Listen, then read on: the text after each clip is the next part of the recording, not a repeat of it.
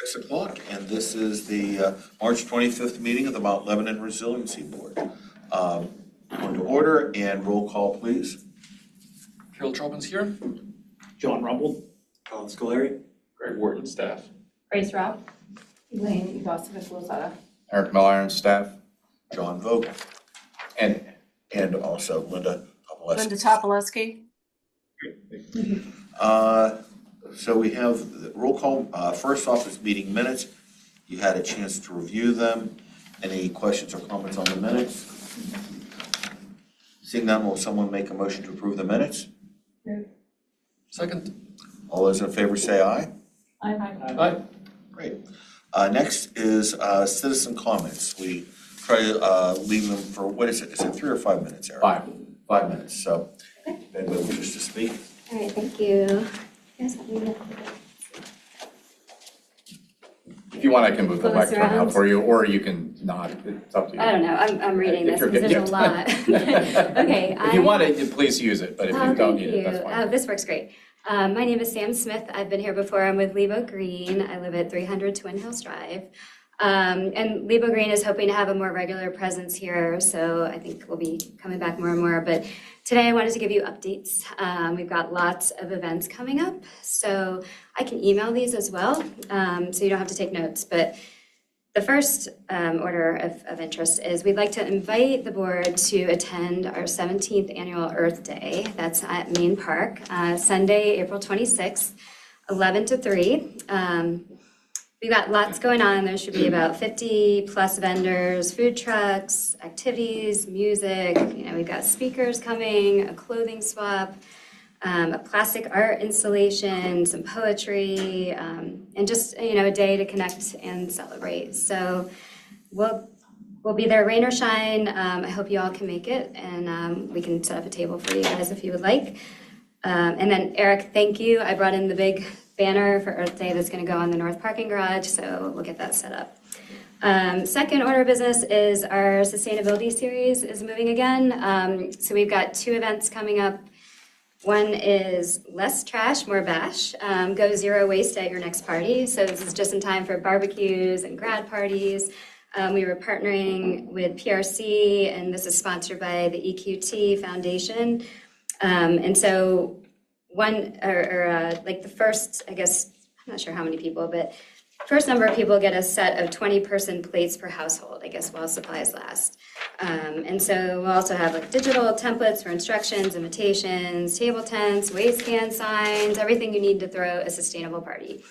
And then we have another event we're hosting with PRC, and that is on May 5th, Cinco de Mayo.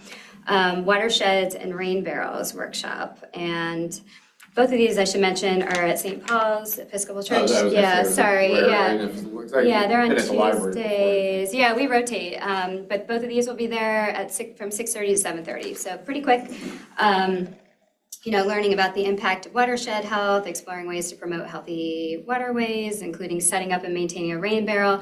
So Lebo Green is covering the cost to bring PRC in, and then it's $60 a rain barrel if you'd like one.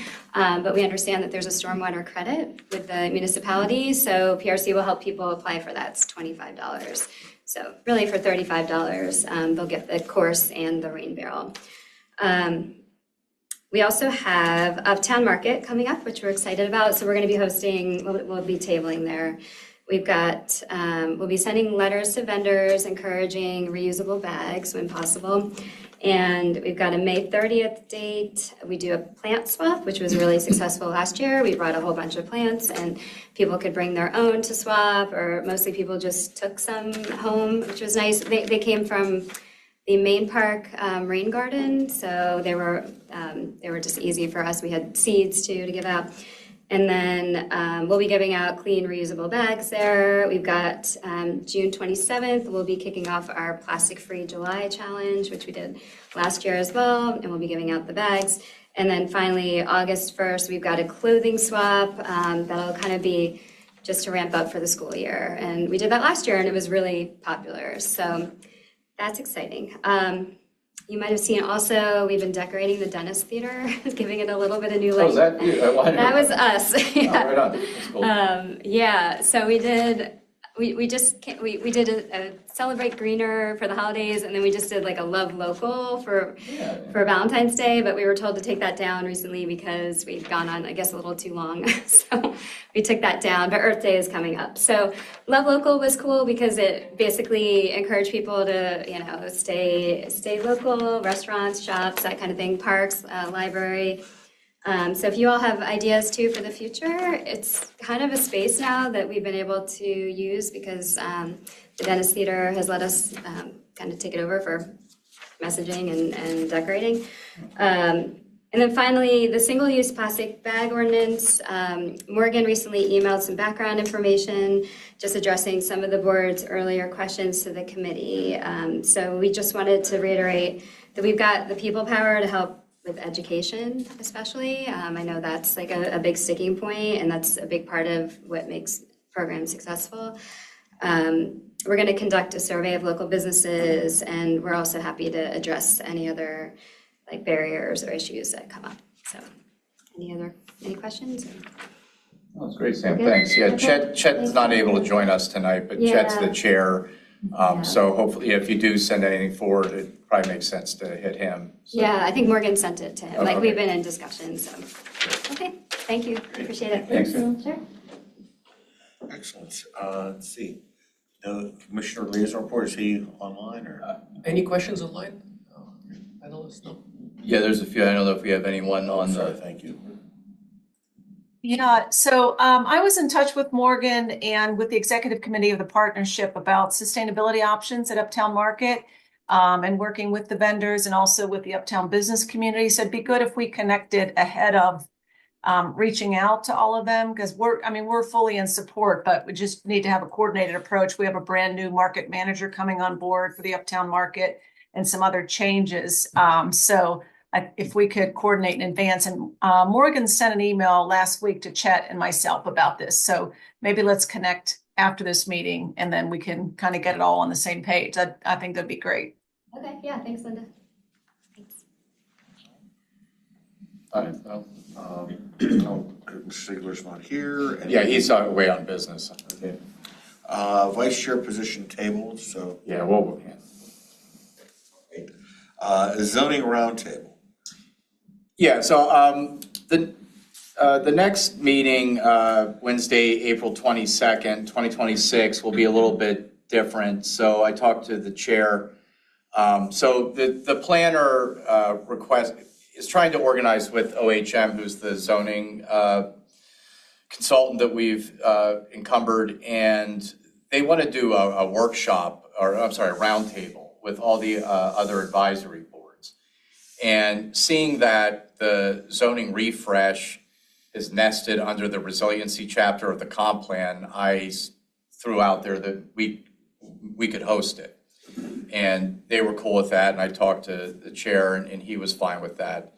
So the next meeting will be in the commission chambers, and we're going to be inviting all the other advisory boards. And it's an opportunity to, if you haven't already met OHM, you probably haven't because they haven't really gotten out to the community to date, but they're beginning that process. It'll be an opportunity for you to hear from OHM, the process that they're going through for the zoning refresh, and then solicit feedback and information from the various boards and authorities to educate them as they're going through this journey to refresh the zoning code. So, you know, the points to really take away is the next meeting, we may do a little bit of business, we still have to hash that out. We may do a quick gavel in and maybe approve minutes and just get some of that out of the way, take a few minutes, but then really just launch in to the roundtable. So that's really all I wanted to communicate. So it'll be in the commission chambers and it'll be set up a little bit differently. So you'll get to meet all of your kindred folk in other advisory boards. And I think that plays well into what Chet suggested at the last meeting about having liaisons to other boards and stuff. So it's kind of a nice way to kickstart that and learn about this important process that we're involved in and add your feedback. And there'll be other opportunities, but this roundtable is really going to be the kickoff for that. So I think it's going to be a really chunky meeting, a lot of information. You're really going to hear a lot of good things about what they've done and what they're planning to do. And then again, have an opportunity to engage with them. And Ian McMeans will be here, our planner and assistant manager. I'm pretty excited about it. I've been very impressed for what it's worth with OHM and the folks that they've tasked with working with the municipality on this. See you all in April in the commission chambers. Does anybody have any questions? I mean, it's pretty, that's pretty much it. They're going to run through their process and the timeline, the schedule, and then they're going to open it up and direct the dialogue and the feedback. So they'll kind of be running the show. Are they working off of the existing ULDC, like the current one, or are they just like completely like? Well, they're certainly looking at our current zoning, but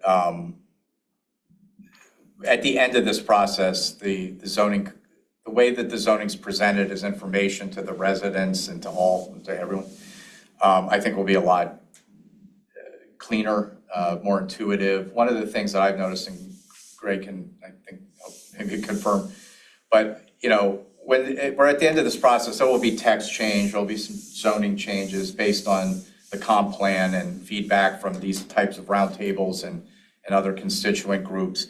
But at the end of the day, right now, if you look at our zoning code, it's a bit Byzantine and difficult to navigate. There's a lot of zoning wonk language in there. It's not very intuitive for the average person, unless you're an attorney or you live in this world. It's not something that's easy to digest.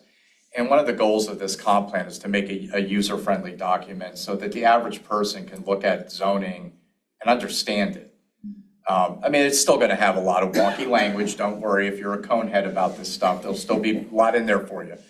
But at the end of the day, the package will, it'll be different. It's not going to, they're not just taking our zoning code and changing a couple sentences. Is that a fair assessment? Yeah, I would say the mentioning of the zoning refresh has been kind of, it's not a rewrite, it's that refresh. There's going to be a lot of visuals, a lot of those kind of examples of not like exactly what we see lots of doing, but at certain lots it might be an example. A lot of things we run into are corner lots and things like that. Is what is a front setback and things like that. So it's a refresh. It's not a rewrite.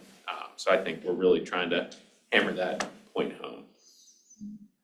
But there'll be some new language, but for the most part, I mean, a lot of our zoning is, we have a lot of good zoning, we have a lot of bad. There's some bad stuff in there too, let's be honest. So this is the chance to tease out what's not so great and make it better. And then, but most importantly, I think, is that, so if you want to put a fence in, to Greg's point, right now if you go in there, it's just dense text, whereas you'll have text, but they'll also, people like pictures, right? So, I mean, there'll be images there so that you can better process the narrative information. So it's not just about updating and giving us best practice zoning code. It's also about making the end user experience better. And I think that's an important point here, because it's not now. If you need to call your attorney to figure out how to put a fence in your yard, that's a problem. And I think that'll help our inspections department and things like that. Does that answer your question? Yeah, absolutely. All right. Next, Economic Business District Committee. I'll go first, Linda, if that's okay, and you can add. So Linda and I had a meeting in the field, picking cigarette butts and trash in Uptown in the commercial district. So since our last meeting, we had 2 trash pickups sponsored by Move Libo and Libo Green, co-sponsored. And we had about 8 people in each of the cleanups. One was in Uptown, the other one was in Castle Shannon commercial district and going down Castle Shannon Boulevard towards the border. So about 8 people each, and we had representatives from partnership, from this board, from Libo, from Libo Green. And so Uptown was okay. I think each of us got about 3 pounds of trash or so on average. The biggest problem was cigarette butts. I think I picked at least 50 of them. At first it was difficult, but then by the end of it with the tool you get used to it. So you can go really fast picking them up. And so Linda and I were discussing the issues that we have here. Yes, we have smokers, we have smoke shops, but we don't have disposals for cigarettes that are available in every corner. And it could be not so safe to throw them in the trash because you might set it on fire. with some probability, and so people just throw them on the ground. And there was quite a lot of it.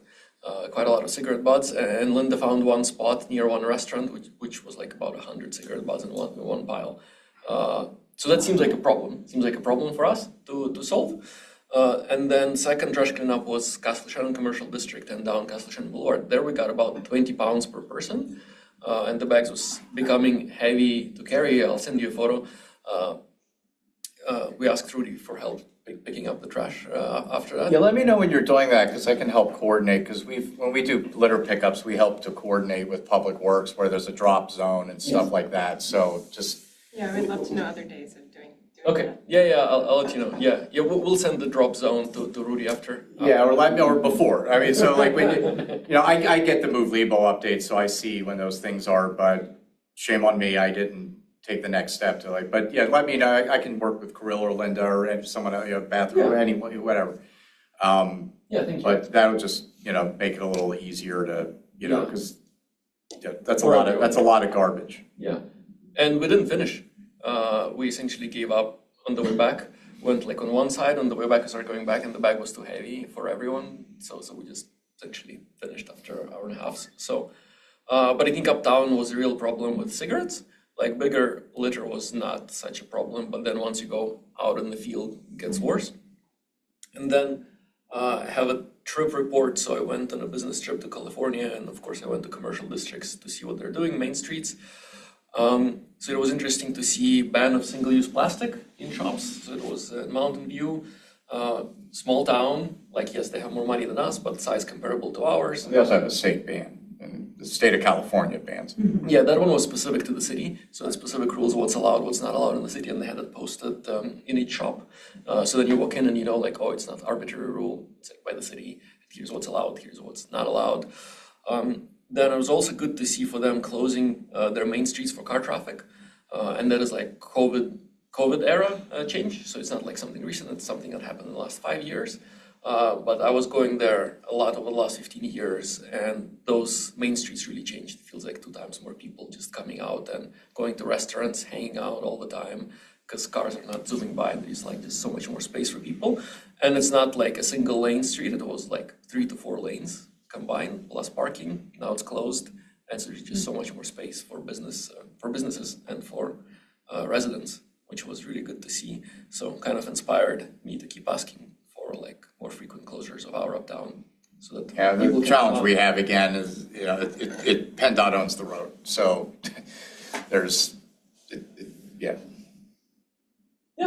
That's it from my side. Linda, anything I missed from our meeting?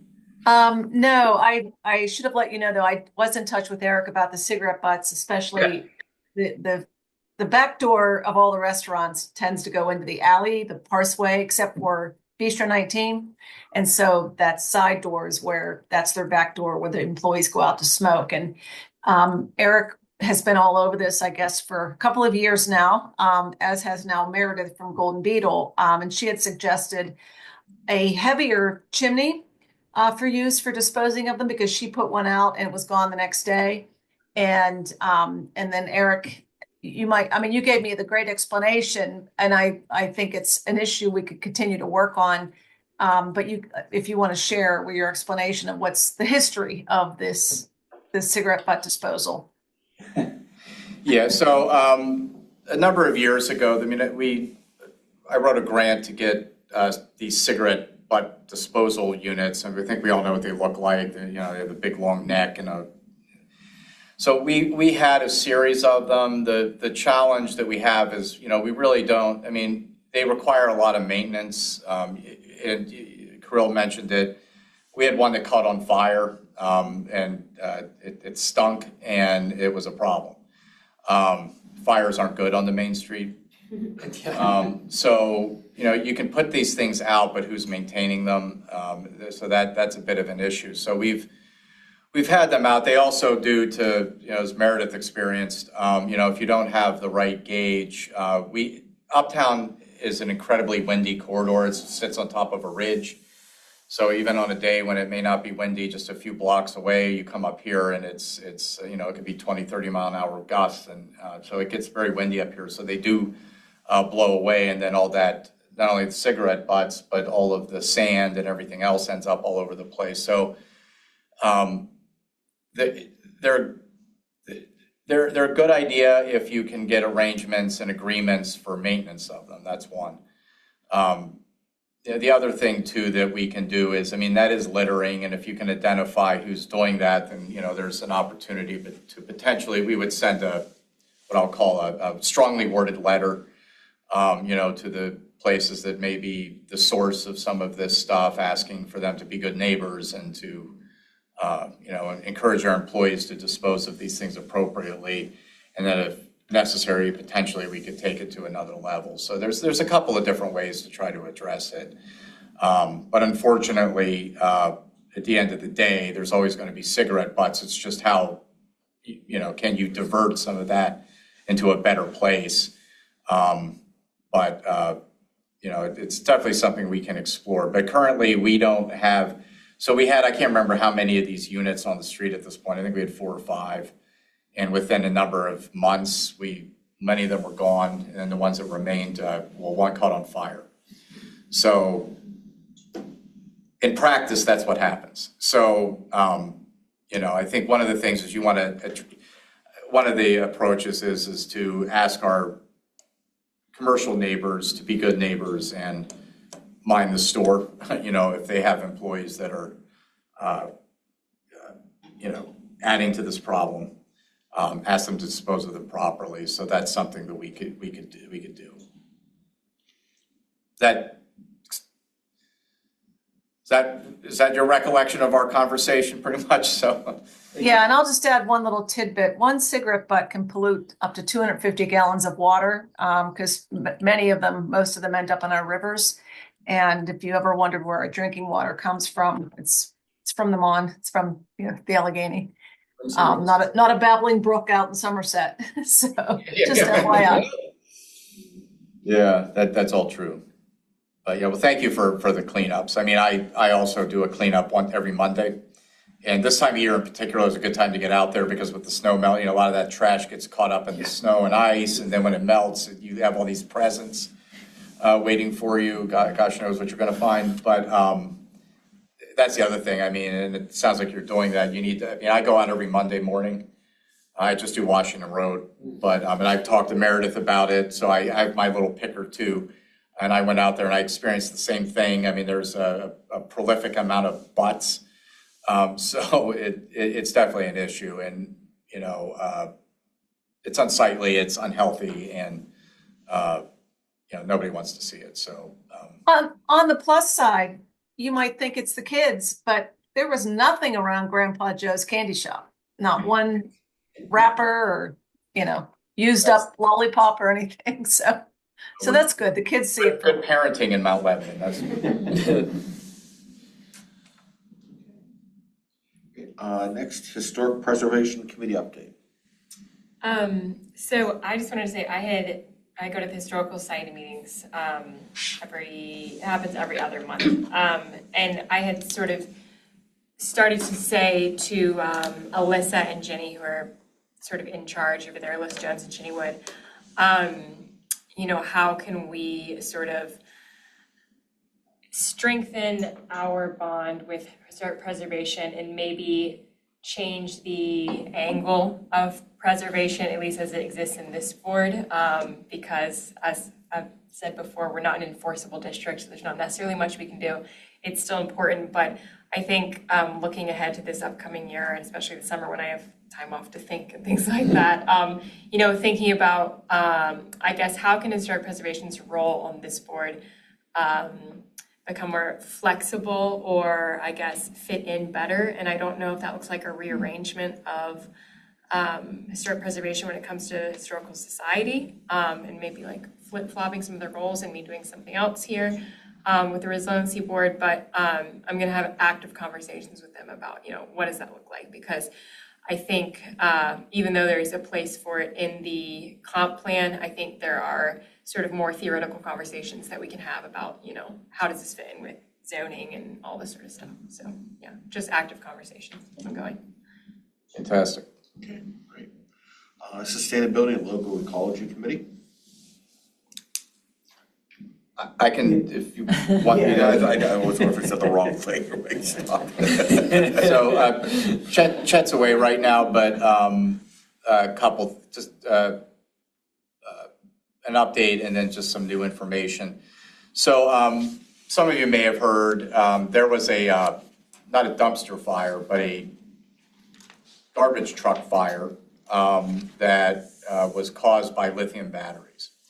So people were disposing of lithium batteries and they ended up in the trash vehicle, and it led to a fire. It was extinguished, nobody was hurt, but it was an unfortunate circumstance. So our public information office reached out to me to reach out to you all, especially the sustainability folks. So I reached out to the chair, Chet, to maybe do a little bit of research into proper disposal of lithium batteries.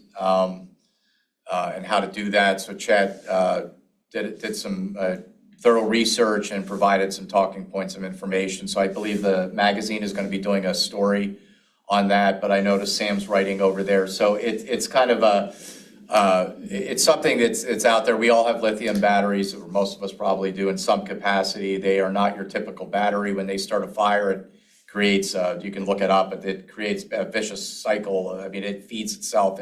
They're very hard to extinguish. Thermal runaway. Thermal runaway. Thank you. I knew there was a fancy term. Thank you. Not only is Greg our sustainability person, he's also a fireman. So so it's pretty bad news when those things catch on fire. So Chet provided some really good information to our PIO, and I think they're going to be running a story on that. But it's definitely something we all need to be mindful of as we buy these various devices and rechargeable batteries and whatnot. So I just thought I'd mention that because he put a lot of good time and effort into researching some stuff.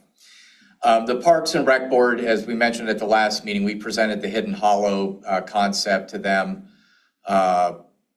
in February, and they had some discussion about that at their last meeting. Not pro, not con. They have some additional questions, just some questions about impacts to the golf course. So they asked Dave Donnellan, our Public Works Director, to go back and look at some previous iterations of plans for the golf course, looking at their viability and things of that nature. They just wanted some additional information, I believe, before they weighed in. I have not received any direct questions, so I can't address that. I can't speak succinctly about any particular questions they have. But I do know they wanted some additional information from Mr. Donnellan, so they're pulling that together. But there was no negative comments, but they didn't all high five each other and let's move, let's go. So we're going to let them do their deliberations and then take the next steps after we get any feedback from them that they might have. Those are really the two, I think, salient points to bring up. Do we still have the electronics recycling? No. We don't do that at all anymore? No, we used to collect batteries here and things like that, but it became, for whatever reason, we don't do that any longer. We do electronic recycling. The Public Works Yard has advertised dates. Yeah, where they do that. So yeah, we do that, but we don't do we used to have a battery drop here, and people literally, good or bad, it's just, it is what it is. I mean, people were literally bringing in 20-pound sacks of bagging, ridiculous amounts of batteries, and we're not set up for that. Right. And so I believe at this point there may be something on the website where people can appropriately dispose of batteries, but we're no longer a drop. Right. And just a clarification on that as well. Electronic recycling often doesn't take the lithium batteries. The lithium batteries fall under the household hazardous waste recycling. So that's just a quick clarification. The next one, household hazardous waste event, is April 11th. And then the one after that's June 6th, and then August 8th. From 9 to 1, you have to register with Noble Environmental to let them know that you're coming. So, and it's down at the Public Works Yard at 1250 Lindendale. So, but it's not free, right? They charge for it. I'm not entirely sure. Yeah, only credit card payments will be accepted, so it is charged. But I don't think it's something rather It'd be the same thing, you'd take like paint cans too, is that the same? From what I've heard, it's a lot I'm of saying yes. chemicals, things like that. Depends on if it's an oil-based paint, I wouldn't say so, but if it's like any type of commercial grade paint, then yes, spray paint. But yeah, that people sometimes get that mixed up when they think batteries, that they should take it to the electronic recycling. The electronic recycling is more for toaster ovens and things like that, where it has some type of electronic element to it. And then caveat to the electronic one as well, don't take smoke detectors there. Smoke detectors potentially contain mercury, so you have to take those to the household hazardous waste bin, so. Well, this is confusing. Be sure to read the fine print. Yeah, read the fine print. Have to pass a written test. Yeah, wow. Wow, that's good information. All right. Staff liaison report. Yeah, I'm gonna so some of you may have heard that there is a vape shop that's opening, a second one in Uptown. That's, if you are on social media, you may have heard about this. So it's really, really ramped up on those forums and others. So, so just a lease was signed for a vape shop. As you know, we're in this zoning refresh. I will say that the commission is very aware of the situation and is deliberating on next steps. So I just wanted if you don't know, you're going to know, and now you know.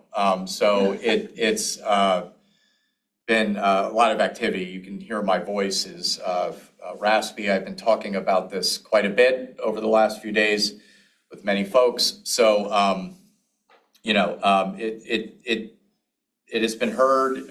People are, the commission is deliberating and discussing next steps, and we'll see where the journey takes us. But stay tuned. But I just wanted to make sure everybody was aware that we're aware and have been aware and are, again, giving it very serious discussion, and I'll leave it at that. I don't really have a whole lot else to report. That's pretty much what I've been doing for the last week. So a lot of that. We do have a few other businesses that we're engaged with right now. So I just met with one of them this morning and showed them a space that's going to be available this summer. So we'll see if that works out. It's some folks that I've been working with for over a year now. So they're looking to do a retail shop uptown, and they're very excited to be here. And hopefully the space that they're going to be looking at will work for them. So I can't really speak to what it is because I don't think it's public that they're leaving yet, but it's a nice business, but they're consolidating their operations. Probably at the next meeting, or maybe not next meeting, so we're going to be doing a lot of other things.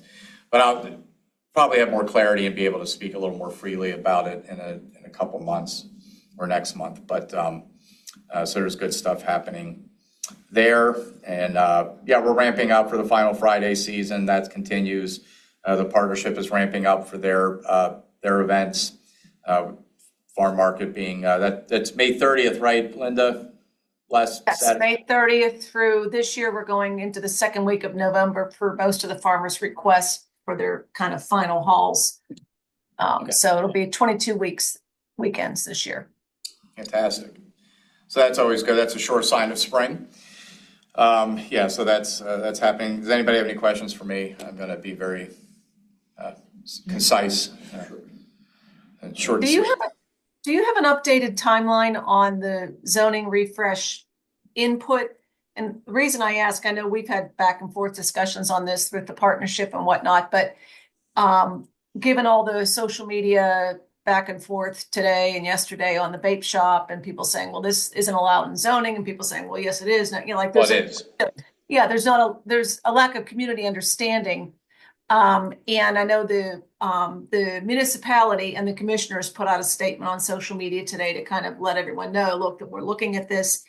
But I think, often in a crisis or when there's an issue, well, first of all, I think the good news is when things are going well, you often don't hear from customers or constituents.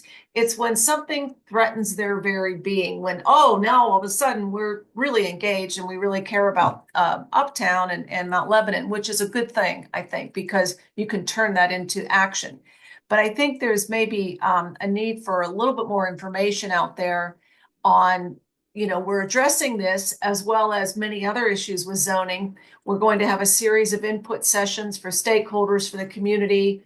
And, even if you don't know the exact dates yet, over the next 3 months or over the next 4 months, maybe it's something that Laura and team or the planning folks could put out just to let people know this is part of a process. This happened because of old zoning laws, but there are other things related to older zoning law, outdated zoning as well. So we're addressing a whole, range of issues with the refresh.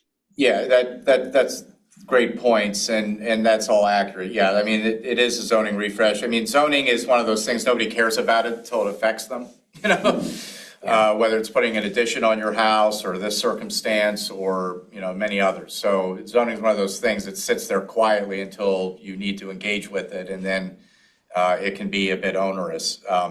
So, yeah, I mean, there is a schedule that the consultants are adhering to. They're just starting to do the rollout. So right now where they're at is various, what we're calling roundtables. So they're, specific audiences based on various things. So as I alluded to at the very beginning of this meeting, there's the roundtable with the advisory board, so that's one. OHM is coming to the partnership board, April 10th, I believe the date is, the Friday after Good Friday, to speak to that constituent group. There's a property and business owner roundtable that's going to be taking place. So there's going to be a lot of these sort of I hate to use the word siloed because that has pejorative connotations, but these specific targeted meetings as well as others. So I could talk to Laura about that. That's not something that my office would amplify, but I could certainly talk to Laura. I mean, this current circumstance that has a lot of people talking is also happening when half the staff is not here right now. So we have Laura is actually out of the office, as well as a number of other, like our planner and others. So we did get that statement released today on behalf of the commission that, and I'm glad you saw that. So they are taking this seriously and they're having serious discussion, and, we'll let that play out. But but to your point, there will be other opportunities for folks to weigh in. And I would remind everybody that people also weighed in during the comprehensive plan process. So we had very long, intense interactions with the community in various ways. That also, at the end of the day, a comprehensive plan is a bit of it's a zoning document. It lives with the planning board and with the planner. So that's really a North Star document. So we've heard a lot of feedback in the comprehensive plan process. And now we're sort of refining, tweaking the knobs and turning it in with the actual zoning process we're in now. So good point. I'll talk to Laura when she gets back and see what more can be done to educate folks about what's happening now. Because, again, a lot of people, zoning puts a lot of people to sleep until it doesn't. I've said it many, many times, and I'll keep saying it. There's nothing more important in any community than the zoning. It really dictates the feel of the place, what can and can't happen, where it can happen, and all of these things. So it's really an important exercise, and we're living it now.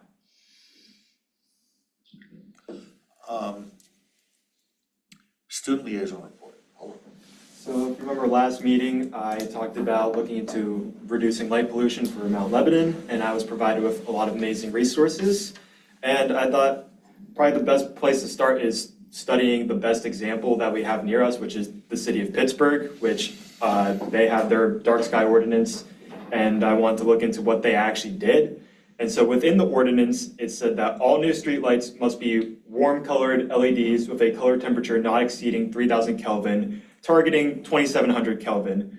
Most new LED streetlights in other cities generally are above 3,000 Kelvin, meaning they emit a lot more blue light, which is a lot more harmful to human and nature. And that means that their lights are generally more harmful than what we have in Pittsburgh.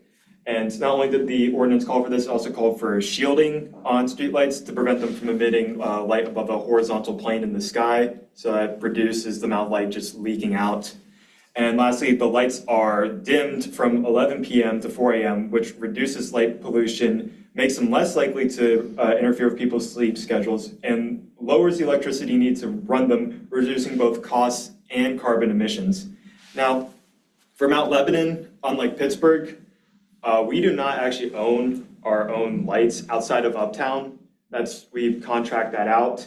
However, it was not too unreasonable to ask that all new replaced lights follow this dark sky ordinance, or would follow a dark sky ordinance, in that they would be able to be a warmer color and be dimmable.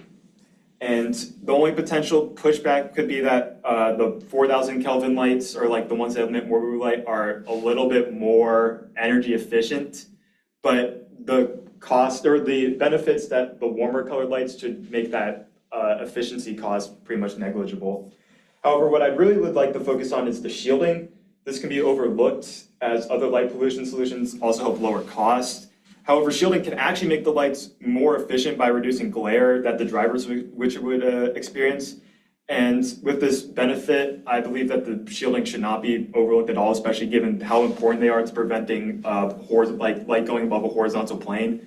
And so I'd like to make sure that that definitely gets included to any streetlight retrofits. Very thorough. As always.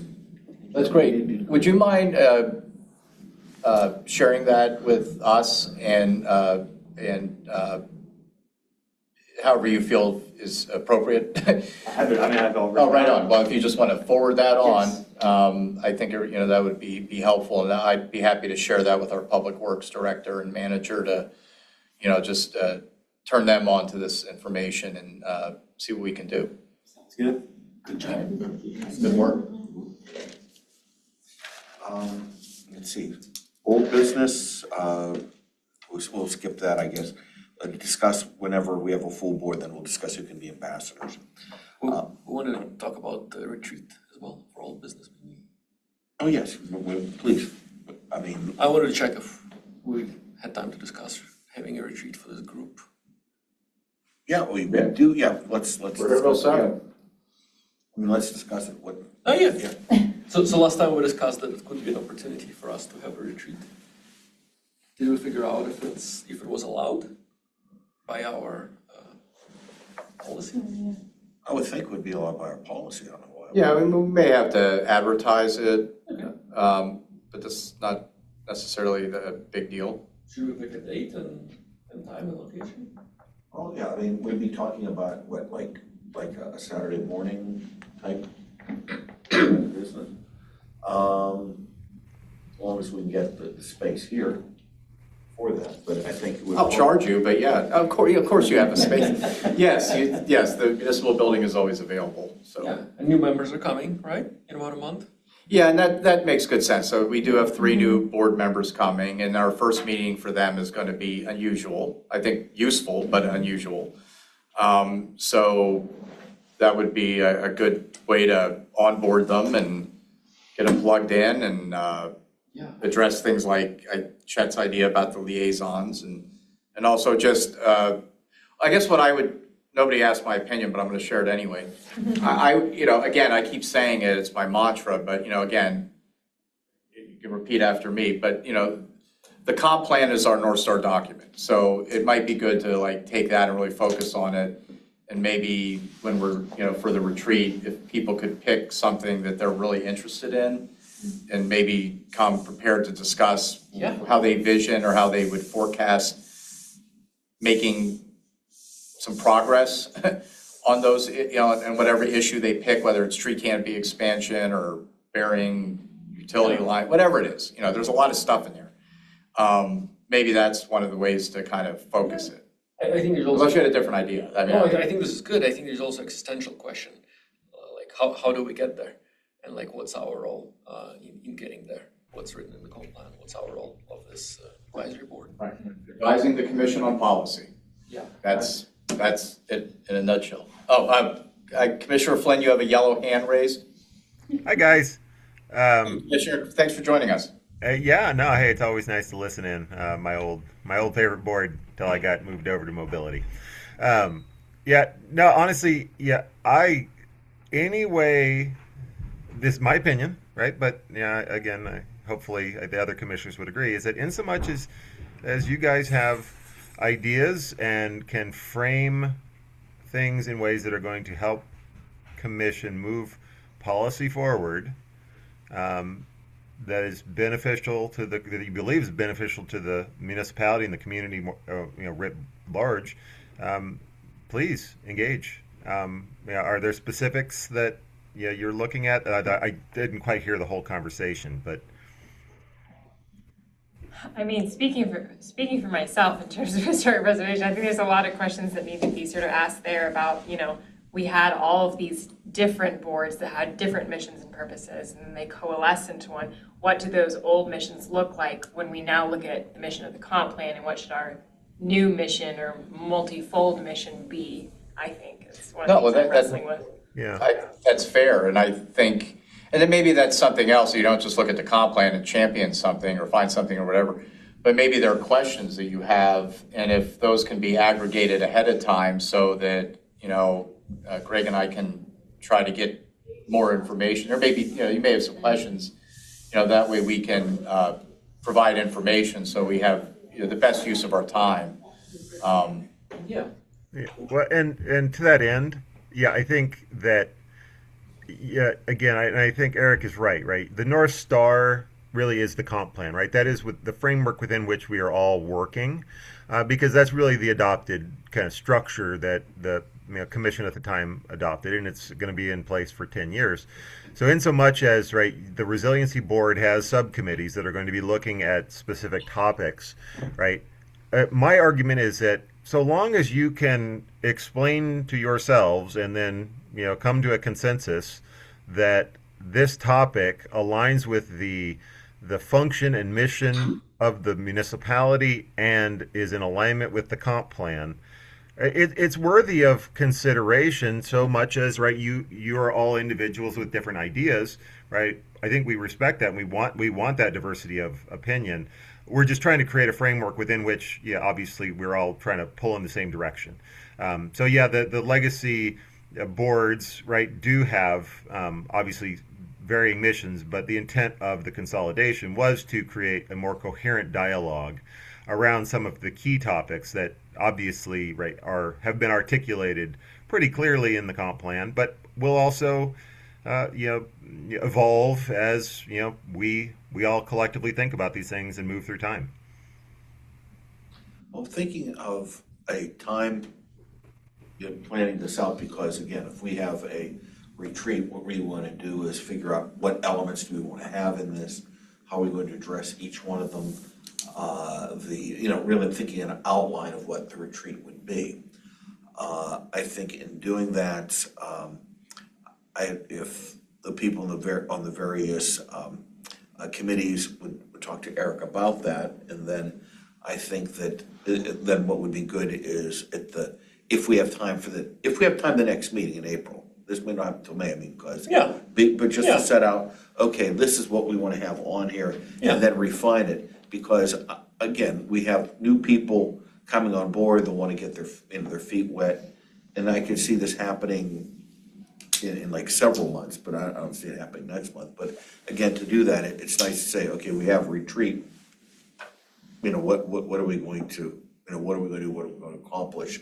And between the various committees, it has to be obviously not the same topics, but approaching it from the same way, so. Well, and I'd also like to, when we do that and whatever outcomes come out of that, I think also bake that into our annual reporting and things of that nature so that we're in alignment. And we're also have a progress report that we're all, on the same page with and things of that nature. So if that makes sense. I was thinking the same. Yeah. How do we plan the year and like use retreat to kind of sketch out the year? Because like we don't have time to sketch out the year here. No. And then make sure we work together well. I think we work pretty well, better than a year ago, but like with new people coming in, let's make sure we keep working well together. How do we interact with Commissioner Siebler as well? Brilliant. No, I think it's fantastic. So we would maybe be looking at like June or July, is like just rough shotting it here. For what, the retreat? Yeah, it could be, I think you run into, people's vacations, things like that, but I'm sure we can fit in one Saturday morning or things like that. Well, I can do a doodle poll, or, I can just poll people and, with gas prices now and what's happening at airports, nobody's gone anywhere. So, you're stuck here. So, but anyway, we'll staycation with the retreat with resiliency. But no, I think it's brilliant. So I could shop around some dates, if at least start that. I mean, that's easy. That's easy stuff, right? So I mean, I can put a poll together, and the one thing I was going to mention, I'm the team leader for like my grade level at the middle school I work at, and they seem sort of ancillary, but I promise it's connected. We have a whole bunch of different subjects we're teaching. We have different goals. We have people who are veteran teachers who've taught for 35 years. We have people like me who I've taught for, 6 or something now.